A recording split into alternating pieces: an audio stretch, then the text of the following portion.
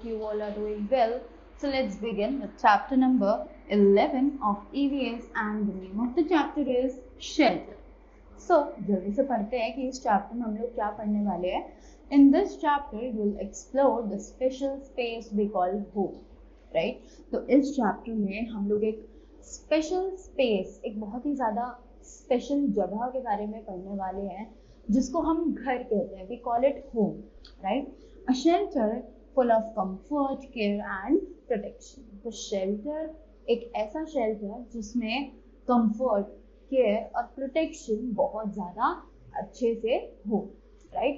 So as we can see that what do we mean by home, what do we mean by shelter, right? जब भी हम किसी problem में होते हैं, so we all try to reach our home first of all, right? If we met an accident, if we are somewhere else, we first of all require that we should reach our home as soon as possible, right? तो घर पे जो safety, जो protection, जो comfort हमें feel होता है वो शायद कहीं और नहीं हो सकता है, right? So that is what we are going to study in this chapter, that is known as the shelter. So let's begin with this. We need a house to live in. कि हम सभी को रहने के लिए एक घर चाहिए होता है, right? It protects us from rainfall, sunlight, cold and storms. कि ये हमें बारिश, धूप, सर्दी, तूफान सभी चीजों से बचाता है, right? We feel safe in our house, कि हम अपने घर में बहुत ही ज़्यादा सुरक्षित फील करते हैं. So we must make our house comfortable. तो इसीलिए हमें अपने घर को कंफर्टेबल बनाकर रखना चाहिए, right? It should have the three basic things: proper ventilation, enough sunlight and good sanitation. कि हमारे घर को अगर हमें कंफर्टेबल बनाना है तो उसमें ये तीन बेसिक चीज़ें होनी चाहिए, जो कि है प्रॉपर वेंटिलेशन. प्रॉपर वेंटिलेशन यानी हमारे घर में जो हवा है वो अच्छे से आ सके, बाहर जा सके, राइट? विंड का क्रॉस वेंटिलेशन है वो अच्छा होना चाहिए. इनफ सनलाइट, कि वहाँ पर सनलाइट यानी कि दिन के टाइम पे हम सनलाइट को यूज कर सकें और जो भी घर का आर्टिफिशियल लाइट है उसको हम यूज ना करें, right? And good sanitation. Good sanitation यानी वहाँ पे साफ सफाई बहुत ज़्यादा अच्छे से होनी चाहिए, right? So the first process is ventilation. So what is ventilation now? Ventilation is a process which provides fresh air inside the house.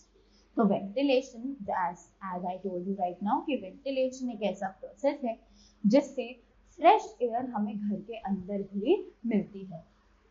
Fresh air is important for us, कि फ्रेश एयर जो है वो हमारे लिए बहुत ही ज़्यादा important है. A house should have many doors and windows to let in fresh air. तो ये कैसे पॉसिबल है? अगर हमारे घर में बहुत सारे डोर्स होंगे, विंडोज होंगे, तब हम क्रॉस वेंटिलेशन यानी कि हम लोग proper inhale exhale of air जो है वो कर सकते हैं. They also provide us with a safe outlet of dirty air. कि ये हमें प्रोवाइड करता है विद अ सेफ आउटलेट, कि अगर कोई बैड स्मेल है तो वो घर से आसानी से बाहर जा सके, ना कि वहीं पर ट्रैप होके रह जाए. The Windows should be placed opposite the doors for cross ventilation. कि जो हमारी विंडोज हैं वो बिल्कुल हमारे डोर्स के ऑपोजिट में होनी चाहिए ताकि जो क्रॉस वेंटिलेशन है वो आसानी से हो सके, right? After that the next thing that we have is sunlight. So now what is sunlight? A good house should have enough sunlight. कि घर में बहुत अच्छे से सनलाइट जो है वो आनी चाहिए. It is very important for us, कि ये हमारे लिए बहुत ही ज़्यादा इम्पोर्टेंट है. It kills germs. जो सनलाइट होती है उसमें जो जर्म्स होते हैं उससे वो सब मर जाते हैं. Sunlight gives us vitamin D. कि सनलाइट हम सभी को विटामिन डी की पूर्ति करता है. It keeps our bones healthy and fit. ये जो विटामिन डी है ये हमारी बोन्स और हमारी हेल्थ को बहुत ज़्यादा फिट रखता है. Sunlight removes the dampness in the home. की सनलाइट जो है वो घर से अंधेरे को बहुत दूर रखती है, right? After that, the next topic that we have is sanitation. So now what is sanitation? Maintaining proper cleanliness is called sanitation, कि अच्छे से साफ सफाई को बनाए रखना ही सैनिटेशन कहलाता है। We must keep our house clean, हम सभी को अपना हाउस जो है वो अच्छे से साफ सुथरा रखना चाहिए। मॉप द फ्लोर डेली, कि हमें रोज अपने फ्लोर को पोछा लगाना चाहिए। मॉप मीन्स पोछा, राइट। सो हमें वहाँ पर रोज साफ सफाई करनी चाहिए। Cleaning agents like phenyl should be used at least once a week, कि हम लोगों को जो क्लीनिंग एजेंट्स होते हैं जैसे कि फिनाइल होता है और बहुत सारी चीज़ें आती हैं, उस सभी को हमें अपना जो मॉपिंग वाटर है उसमें कम से कम हफ्ते में एक बार लगाना चाहिए। It kills germs which are harmful for us, तो ये जो फिनाइल है ये उन जर्म्स को मारता है जो कि हमारे लिए शायद नुकसानदायक हो सकते हैं। use dustbins with lids to avoid flies, तो हमें डस्टबिन चाहिए जो कि लिड्स से कवर्ड हो ताकि हम फ्लाइज को अवॉइड कर सके, राइट। जो हमारे डस्टबिन है वो कवर्ड होने चाहिए ताकि उन पर कोई भी इंसेक्ट जो है वो आकर ना बैठे।